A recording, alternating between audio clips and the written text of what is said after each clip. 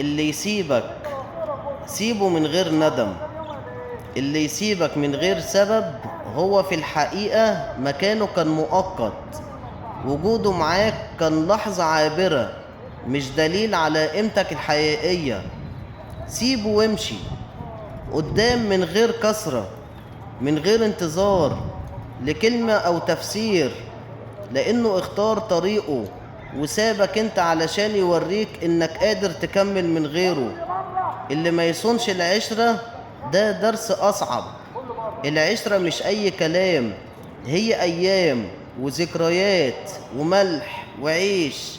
ولما حد يكسر ده كله وكأنه ولا حاجة، يبقى خسارته هي مكسبك.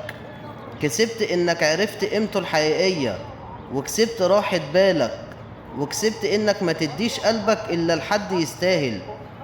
الدنيا عمرها ما وقفت على حد. مهما حسيت إن فلان كان كل حياتك، أول ما يغيب هتعلم، تمشي من غيره، هتكتشف إن ده إن ربنا سبحانه وتعالى بيعوض، وإن ناس جديدة هتدخل حياتك تعطيك أمان وسند وحب بجد. الفكرة كلها اختيار ووعي. اختار مين تحطه في حياتك، وحافظ على قلبك من اللي مش يستحقه. والخسارة أحيانا بداية لمكسب جديد، صفحة جديدة في كتابك، وفصول كتير قدامك تستاهل إنك تعيش وتكتبها بروحك وإيدك. وصل على النبي.